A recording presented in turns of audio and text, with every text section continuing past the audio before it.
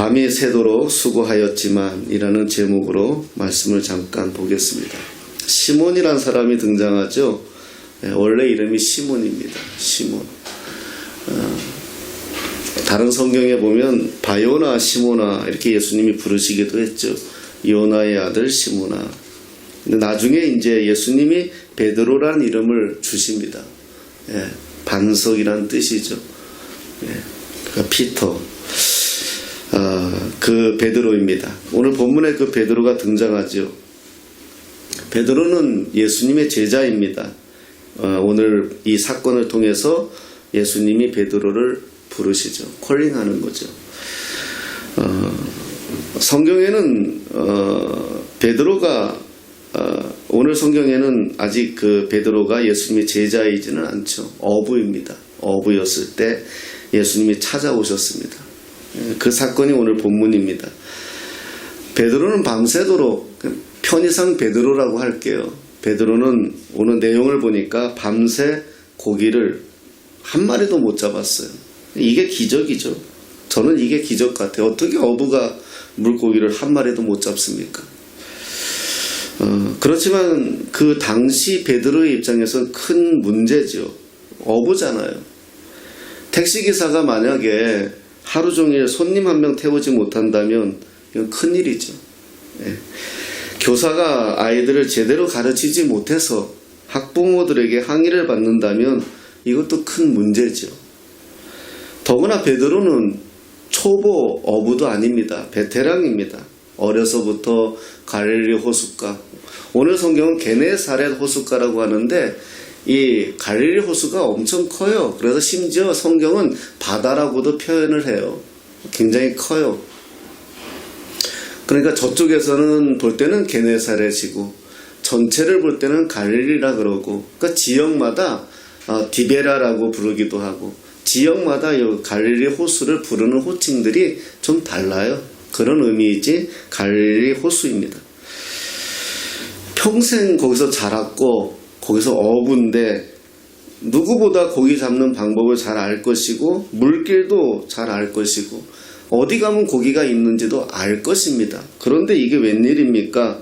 밤새도록 고기 한 마리 잡지를 못했어요. 아마 이 정도 되면 자존심 문제예요. 또 베드로는 얼마나 실망했을까? 그때 예수님이 이제 찾아오셨습니다. 다가오셨죠. 그리고 예수님이 베드로에게 말을 걸어요. 말 거는 게 뭐다? 두 가지인데 하나는 네 배를 좀 타야 되겠다는 겁니다. 배를 타는 이유는 뭐냐 하면 한 번씩 그런 생각이 들어요. 지금처럼 이렇게 여기 조그만 공간도 우리가 마이크를 의지하는데 그 큰 넓은 곳에서 어떻게 그 당시 2000년 전에 마이크도 없이 수천 명의 사람 앞에서 육성으로 예수님이 말을 했을까? 그걸 어떻게 다 들었을까? 이런 생각이 들어요. 그런데 되더라고요. 지금 호수잖아요. 예수님이 배를 타는 이유가 있어요. 왜냐하면 강을 등지고 지금 여기에는 많은 사람들이 예수님의 말씀을 듣기 위해서 와 있거든요. 그러니까 강을 등지고 이렇게 말씀을 하면 이 강에서 올라오는 바람에 의해서 소리가 이렇게 올라가요. 그러니까 좀 더 소리가 넓이 이렇게 퍼지는 거죠. 그런데 또 예수님이 산에서 말씀하실 때가 있잖아요. 산에서 말씀하실 때는 산을 등지고 밑을 보면서 하시는데 되게 오후예요. 그러니까 오전에는 바람이 이 강에서 산으로 올라가고 오후에는 산에서 밑으로 바람이 내려와서 효과적으로 전달이 되고, 지금처럼 이렇게 소음이 없어요. 우리가 시골 가보면 알잖아요. 조용하잖아요. 지금처럼 이렇게 보이지 않는 소음들이 우리가 익숙해서 그렇지 굉장히 많아요. 그러니까 그런 걸 볼 때 지금 아침이라는 걸 알 수가 있죠. 밤새 고기를 못 잡고 왔잖아요. 그때 예수님이 강을 등지고 지금 설교를 하시려고 그 배를 빌린 거예요. 베드로에게. 그저 베드로는 자의반 타의반으로 배를 내주죠. 아마도 마음이 많이 지쳐 있었을 것입니다. 자, 이제 예수님은 배 위에서 모인 사람들을 위해서 복음을 선포하십니다. 그리고 얼마간의 말씀을 하시고 그 말씀을 마치자 예수님께서 이제는 베드로에게 말씀하십니다. 두 번째죠. 뭐라고 말씀하십니까? 오른쪽 깊은 곳으로 가서 그물을 내리라. 이렇게 베드로에게 말씀합니다. 아마 예수님은 베드로에게 뱃삭을 이렇게 주시고 싶었는지도 모르죠. 물론 예수님의 속마음은 베드로를 제자 삼기 위해서 아예 처음부터 의도적으로 찾아왔다는 것을 우리가 알 수가 있습니다. 자, 그러자 베드로가 대답합니다. 주님, 어제 밤새도록 일했지만 한 마리도 잡지를 못했습니다. 하지만 그렇게 말씀하시니 그물을 던지겠습니다. 사실 밤새 한 마리도 못 잡고 왔잖아요. 우리가 일을 해봐서 알지만 소득이 있을 때는 안 피곤해요. 신나요. 오히려 식당에 손님이 많으면 식당 주인은 신나요. 손님이 없으면 피곤해요. 졸고 앉아 있고요. 베드로가 밤새 고기 한 마리 못 잡고 왔는데 또 나보고 나가서 또 그물을 던지라. 그런데 베드로가 그 말에 응답을 하죠. 이 대목을 좀 살펴봤습니다. 예수님은 목적 없이 기적을 베푸시지 않는다는 거예요. 예수님이 베드로에게 오신 것은 베드로를 제자 삼기 위해서 부르시려 하시는 그것도 목적이지만 그 배를 통해서 하나님의 말씀을 선포하셨던 거예요. 먼저 배를 빌렸어요. 예수님은 항상 하나님의 나라에 의해서 움직인다는 것을 우리가 볼 수 있고 그것이 먼저라는 것. 그래서 우리 그리스도인들의 삶의 우선순위는 예수님이 먼저 돼야 돼요. 예수님이 오병이어의 기적을 일으키실 때도 어린아이의 도시락을 얻어서 그것을 통해서 5,000명이 넘는 사람들을 먹이신 거거든요. 순종이 필요하죠. 오늘도 베드로의 순종이 필요합니다. 여기서부터죠. 만약에 베드로가 밤새 고기도 잡지 못했는데 뭐야? 그리고 배를 빌려주지 않거나 예수님의 말씀에 순종하지 않았다면 아마도 베드로의 인생은 달라졌었겠죠. 사랑하는 여러분, 우리 삶을 살아가면서 우리는 신앙을 가지고 사는 사람들이기에 하나님의 마음에 감동이 오면, 주님이 주시는 감동이 오면 순종하세요. 제가 그런 이야기 종종 해요. 다윗이 다윗 때문에 언제입니까? 골리앗 이겼을 때예요. 하나님은 다윗을 다윗되게 하기 위해서 멋진 한 장면을 만들어 놓은 거예요. 와서 골리앗만 이기면 되는 거예요. 근데 만약에 그 가는 사건이 어땠어요? 다윗이 심부름 갔어요. 아버지 심부름. 형님들에게 도시락 갖다 주려고 전쟁터에 있는. 그 당시엔 그랬거든요. 만약에 그때 아빠 왜 나만 힘든 거 시켜? 왜 나만 아빠 어려운 거 시켜? 왜 나만 심부름 시켜? 형님들 있잖아. 그러고 다윗이 안 갔으면, 순종 안 했으면 하나님이 멋진 장면을 만들어 놨어도 그 기적은 안 일어나요. 순종이 이렇게 중요하더라고요.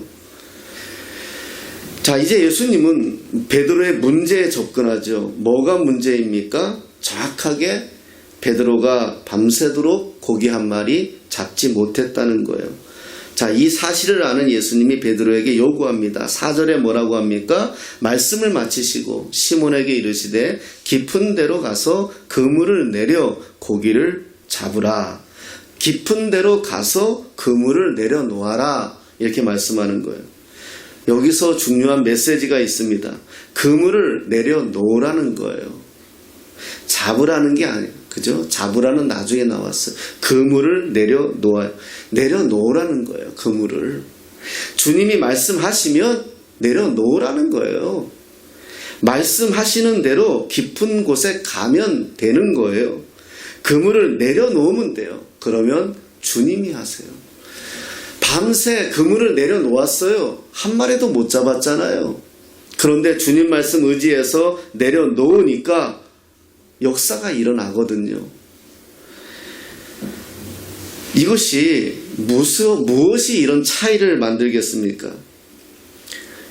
우리의 삶의 한가운데 예수님이 들어오시게 하여야 된다는 거예요.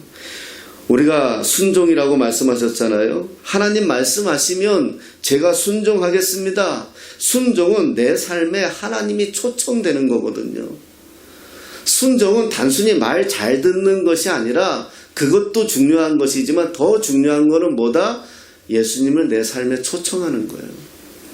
우리 가정에, 내 삶에 초청되어져야 되는 거예요. 그런데 이게 쉽지가 않아요. 여러분, 평생 신앙생활 안 하다가 신앙생활 하는 사람이 순종하기가 쉬울까요? 하나님 말씀한다고 예스 하고 따라갈까요? 어려워요. 내 삶의 방식이 있는데요. 평생 살아온. 제가 처음 신학하면서 많이 충돌된 게 이거예요. 하나님이 저를 많이 깎아내린 게 이거예요. 아직도 이 지경이지만 그래도 그거예요. 늘 충돌되는 거예요. 그래서 제가 로마서 7장에서 많이 은혜를 받았어요. 바울 같은 사람도 오호라 나는 공고한 자로다. 사망과 생명이 내 안에서 싸운다는 거예요. 뭐 사망과 생명 그러니까 어떤 중요한 거 아니에요. 삶에서 모든 것이 사망과 생명이거든요. 거기에서 내가 나는 하나님 말씀 따라가고 싶은데 내 육체는 아직 거기까지 안 따라왔거든요. 나는 오늘 예배하러 가고 싶은데 내 육체는 피곤하다 하거든요. 나는 오늘도 하나님 말씀 듣고 싶은데 드라마가 재밌거든요. 육체가 안 따라와요. 이게 충돌을 일어나요. 이게 안 돼요. 왜? 평생 나는 그렇게 안 살았는데. 아침에 이 새벽기도, 주일의 예배, 이게 우리는 당연하고 싶지만 처음 예수 믿는 사람은 이건 죽을 지경인 거예요. 왜? 안 돼요. 어떻게 해야 될까요? 어떻게 해야 순종할까요? 한의원 가면 제일 많이 말하는 게 뭐죠? 체질이에요. 체질 개선하라고. 예, 한의원 가면 그냥 레파토리가 체질 개선하라는 거예요. 당신의 몸이 이렇게 좀 망가졌으니까 그 몸을 이렇게 개선해야 된다는 거예요. 거기서 좀 힌트를 얻었어요. 신앙도 마찬가지입니다. 신앙도 체질이 개선돼야 돼요. 본질적으로 내가 변해야 돼요. 여러분 어린애들 보세요. 뭐 하나 만들고 있어요. 뭐 레고를 하든 뭐 하든 만들고 있어요. 안 되잖아요. 지 힘으로 안 돼요. 그럼 옆에 엄마 있잖아요. 엄마 나 이거 좀 도와줘 하면 돼요. 끝까지 역사적 사명 안고 버티면서 지가 하려고 고집 부려요. 그게 우리들의 모습이에요.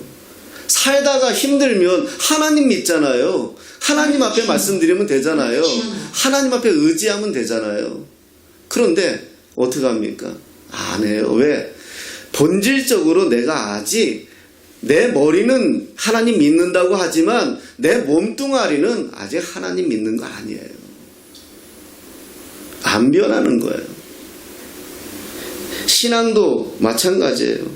우리는요, 본질적으로 성경은 우리에게 뭐라고 말하느냐? 죄인이라 그래요. 우리는 본질적으로 죄라는 것에 노출되어 있어요. 제가 예화 들 때마다 해서 죄송한데, 그 유치원에서 내가 교회 안에 유치원이 있을 때 유치원 내가 행정전도사를 볼 때 유치원도 맡아서 했어요. 어린애가 지 옆에 있는 여자 짝꿍을 한 대 때리더라고요. 저만 봤어요. 다 못 보고. 그 어린애가 때렸으니 여자애가 막 울잖아요. 얘가 때렸다고. 근데 그 남자아이가 뭐라 그러는지 아세요? 자기는 안 때렸대요. 선생님이 뭐라 그랬는데 안 때렸대요. 가만히 놔뒀어요. 끝났어요. 그런가 보네. 집에 가서 이놈이 또 뭐라고 했는지 아세요? 나는 안 때렸는데 선생님이 때렸다 그래서 자기가 마음에 상처를 입었대요. 지 엄마가 그 소리만 듣고 교회 집사라는 양반이 아침부터 유치원 찾아와서 대성으로 그냥 왜 우리 애가 안 때렸는데 선생님이 때렸다 그래서 애 상처받게 하냐고. 이제는 내가 나서야 되겠다. 본 놈이 나밖에 없으니까. 그래서 제가 사무실 잠깐 집사님 사무실 오라 그래서 때렸어요. 그럴 리가 없대. 제가 봤어요. 그래요? 그 애가 거짓말을 어디서 배웠겠어요? 그게 인간의 죄성이에요. 태어나면서부터. 그것이라는 것이 우리를 평생 끌고 가요. 옛날에 그래서 우리 어른들이 3살 버릇 8까지 간다. 그때 잡아주지 않으면 그 아이는 안 돼요.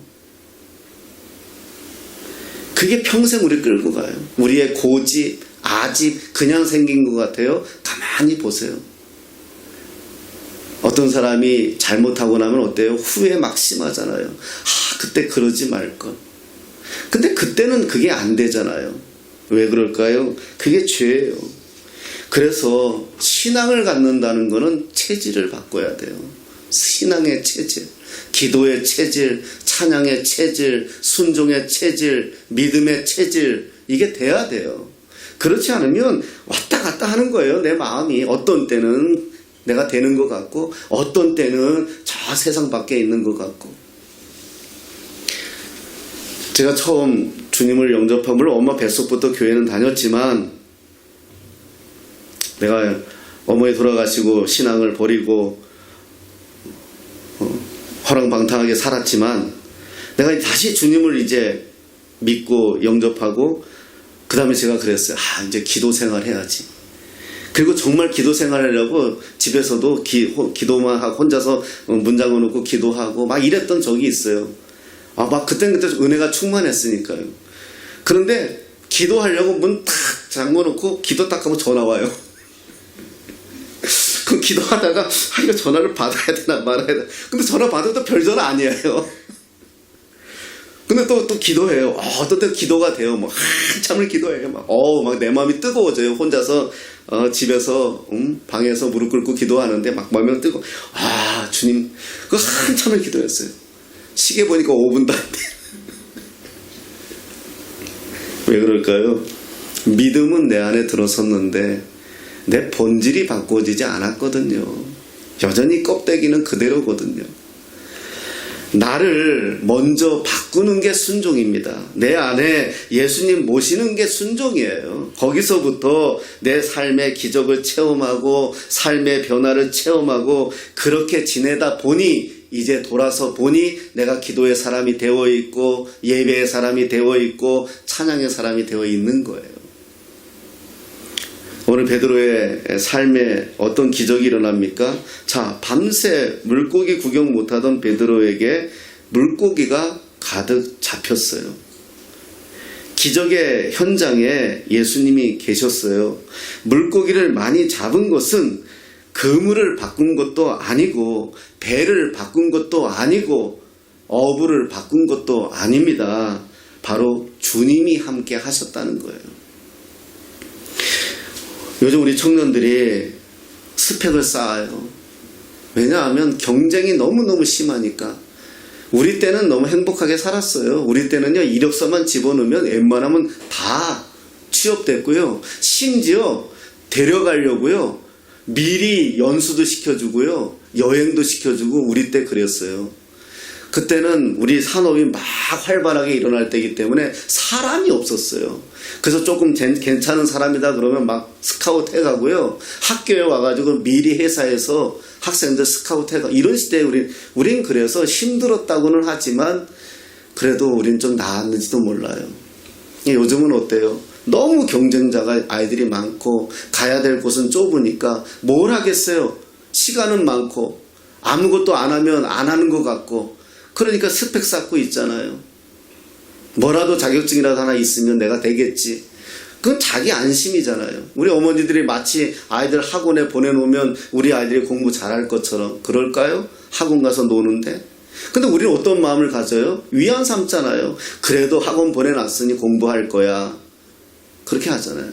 우리 아이들도 마찬가지예요. 스펙을 그렇게 쌓고 있는지도 몰라요. 그래서 아이들, 청년들 지도할 때 참 많이 마음이 아팠어요. 현실이 그러니까 그럼에도 그 아이들에게 계속 심어주고 싶었던 게 뭐냐면 그럼에도 불구하고 네 인생의 주인은 하나님이 돼야 된다. 영어 공식이 네 인생을 아름답게 꾸며주고 네 인생을 행복하게 해줄지는 몰라도 영어 단어 한마디가 너를 멋진 인간으로 만들어줄지는 몰라도 네 인생을 책임져 주진 않는다. 수학 공식이 너의 삶을 윤택하게 만들어줄지는 몰라도 네 삶에 위기가 왔을 때 수학 공식이 너를 잡아주지 못한다. 너의 인생을 붙들고 있고 너의 인생을 끌고 가는 것은 하나님이다. 베드로는 배가 생계 수단이었잖아요. 그런데도 불구하고 주님이 쓰시겠다 하니까 드렸어요. 하나님 오늘 내 삶에 오셔서 나를 사용하시겠다 하면 나를 드려야 돼요. 드려야 돼요. 이게 신앙입니다. 그분에게 뭘 요구하는 게 먼저가 아니라 나를 먼저 드리는 거예요. 성경을 보십시오. 하나같이 네가 뭘 원하느냐 예수님이 물어요. 그게 기적의 시작이고 변화의 시작입니다. 주님께 내어놓으면 주님이 쓰시면 그 인생이 되는 거거든요. 기도가 무엇입니까? 늘 하는 말이지만 내가 일하면 내가 일하는 것이지만 하나님께 기도하면 하나님께서 일하신다. 이런 멋진 말도 있잖아요. 기도의 능력입니다. 우리는 세속적인 것과 영적인 것을 구분하는 버릇이 있는데 세속적인 것도 하나님이 사용하면 영적인 것이 되는 거고요. 영적인 것도 세속적으로 사용하면 세속적으로 되어 버리는 거예요. 이 세상에 어떤 것이 영적이지 않은 것이 없습니까? 다 영적인 겁니다. 우리들의 먹는 것까지도 입는 것까지도 다 영적인 거예요. 왜? 하나님과 함께하면. 오늘 본문에서 저는 의아하게 생각되는 부분이 이거예요. 베드로는 우리가 알기에 고집스러운 사람이잖아요. 나중에 예수님에게 콜링 받아서 제자가 되었을 때도 가장 먼저 나서는 거 좋아했고, 그리고 어떤 문제 있으면 칼 들고 설친 친구가 베드로예요. 그러니까 성격이 좀 나타나요. 베드로는 어때요? 항상 좀 저돌적이잖아요. 근데 찾아보면 그래요. 예수님이 십자가에서 죽으시고 부활하시고 다시 고기 잡으러 갔을 때 예수님 찾아오셨을 때 바다로 강으로 뛰어든 사람은 베드로예요. 먼저 발견한 사람은 요한이고요. 성격이 나타나요. 그리고 예수님 부활했다는 소식을, 무덤에 없다는 소식을 들었을 때 여자들로 그 소식 들었을 때 제일 먼저 뛰어간 사람은 또 베드로예요. 그런데 막상 먼저 도착한 사람은 또 요한이에요. 네. 성격이 나오거든요. 그런데 이 고집센 뱃사람 베드로가 오른쪽으로 그물을 던지라는 말에 순종할 수 있었을까? 베드로는 어부잖아요. 전문가잖아요. 평생토록 갈릴리에서 고기 잡은 사람이거든요. 그의 반면에 예수님은 목수고요. 예수님은 샌님이거든요. 근데 어떻게 핑계대지 않고 그렇게 할 수 있었을까? 그렇게 순종할 수 있었을까? 저는 거기에 힌트를 얻은 것이 밤새 실패를 경험했다는 거예요. 만약에 밤새 고기를 많이 잡는 것을 경험했다면 예수님 말씀이 귀에 안 들어왔을 거예요. 실패를 경험했기 때문에, 밤새 고기 한 마리 잡지 못했기 때문에 예수님의 말씀에 귀를 기울였다는 거죠. 여러분, 실패를 경험하고 있습니까? 그러면 지금이 주님을 만날 기회예요. 나는 실패했어도 하나님이 실패한 거 아닙니다. 베드로도 마음에 아마도 자기 배를 예수님에게 빌려주고 예수님이 선포하는 말씀을 들었을 겁니다. 마음에 뭔가 감동이 왔을 것 같아요. 예수님이 말씀하시면, 저분이 말씀하시면 무언가 될 것처럼 여겨졌을 것 같아요. 이게 베드로의 장점이에요. 단순한 것 같지만 주님이 하시면 될 수 있다는 이 고백이 베드로를 베드로 되게 하였다는 것이에요. 베드로는 예수님의 말씀에 의지하겠다는 거죠. 밤새도록 고기 못 잡았지만 선생님이 그렇게 말씀하니까 한번 해보겠다는 것입니다. 베드로의 장점은 예수님의 말씀에 민감하게 반응했다는 것입니다. 예수님은 자세하게 말씀하지 않았어요. 고기 잡는 법을 가르친 것도 아닙니다. 이렇게 저렇고 강의하지도 않았어요. 그냥 말씀했어요. 오른쪽 깊은 곳으로 가서 그물을 내려라. 우리는 여기서 발견해야 됩니다. 우리 인생의 배, 여러분의 가정이라는 배, 저와 여러분들의 교회라는 배, 이 나라, 우리 기도자가 기도해 줬지만 이 나라의 배, 하나님이 계실 때 기적이 일어납니다. 메가더 장군이, 저는 참 좋아하는 사람인데, 한국 전쟁 끝나고 떠나면서 그런 말을 남겼어요. 이 나라는 100년 동안 회복되지 않을 것이다. 처참했잖아요. 6.25 전쟁 끝나고 나서. 메가더 장군도 오직했으면 그런 말을 했겠어요. 그런데 단 50년 만에, 이제 60년 만에 이런 나라를 만들었어요. 거기에는 이 나라의 백성들의 눈물과 우리 어른들의, 우리 믿음의 선조들의 뜨거운 땀과 피가 있었죠. 그러나 저는 기도하는 백성들이 있었기 때문이다 라고 생각하는 사람이에요. 자, 여기서 보니까 또 재밌잖아요. 얼마나 많이 잡혔는지. 오늘 베드로가 잡은 물고기에 대해서 오늘 요한이 그 자리에 있었는데 요한복음 21장에 보면 요한은 여기서 성격이 나와요. 그 물고기의 숫자를 세요. 아주 치밀한 사람이 요한이에요. 그래서 153마리라고 세요. 그래서 모남이라는 볼펜 회사 회장은 자기가 만든 볼펜에 153 붙여가지고 볼펜 대박 친 사람이잖아요. 사업가들은 보는 눈이 좀 다른 것 같아요. 우리가 주님이 우리 삶에 들어오시면 제일 먼저 나오는 게 뭘까요? 고백이거든요. 고백. 오늘 베드로가 뭐라고 고백하죠? 저는 죄인입니다. 나를 떠나소서. 이렇게 얘기해요. 그러니까 아마도 예수님을 의심했거나 또 자신이 한없이 나약한 존재라는 것을 그때서야 깨달았는지 모르지요. 그래서 그렇게 고백을 합니다. 부산에서 세미나 때인데 제가 디모데 성경연구원이라고 세미나 때 가정 세미나를 했습니다. 그 가정 세미나를 하고 이제 마지막 시간에 자기 고백하는 시간인데 한 남편분이 정말 참가하기 싫다가 나중에 얘기 들어보니까 이혼까지 갔는데 부부가 그런 결론을 둘이 내렸대요. 가정 세미나 참석하고 그때도 마음이 돌이키지 않으면 우리 서로 각자 가는 길로 가자. 그러고 세미나에 참석했대요. 저희는 몰랐죠. 나중에 간증을 그렇게 하더라고요. 그런데 마지막 그 세미나의 시간에 자기 고백하는 시간이 있는데 이 남편이, 이 남자분이 일어섰어요. 그리고 이렇게 고백합니다. 저는 거짓말장이입니다. 이게 시작이었어요. 하나님이 제 인생에서 얼마나 저와 함께 하시기를 원하시는지 알면서도 저는 하나님을 속였고 아내를 속였고 부정한 짓을 한 사람입니다. 그 수백 명의 사람들이 있는 데서요. 지금도 저는 아내와 별거를 하고 있습니다.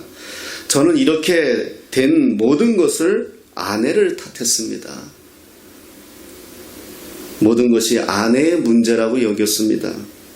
그런데 세미나 기간 동안 주님이 자비를 베푸셔서 다시 내 삶에 들어오셔서 내 문제가 보여졌습니다. 그동안 나 때문에 눈물 흘렸을 아내를 보여주시는데 정말 통곡하지 않을 수가 없었습니다. 얼마나 아내가 나를 인내하며 참아주었는지 이제서야 제가 알게 되었습니다. 지금이라도 아내가 용서만 해준다면 아내에게로 돌아가고 싶습니다. 그런 고백이었어요. 주님이 우리 삶에 들어오시면 변화가 일어나는데 그게 고백입니다. 또 어떤 분의 고백도 보았습니다. 자기가 어렸을 때 아버지가 술만 먹으면 어머니를 패고 자기도 패고 그래서 내가 힘만 세워지면 아버지를 용서하지 않겠다. 그 마음이 지금의 마음인데 주님이 내 인생에 들어오시니까 이제는 아버지가 불쌍해 보입니다. 그리고 아버지를 미워한 나를 오히려 용서해 주십시오. 주님이 우리 인생의 배에 들어오시면 우리는 변합니다. 그리고 순종하게 됩니다. 아직 내 의가 살아있고 내 의지가 있다면 그것은 주님을 영접하지 않은 것입니다.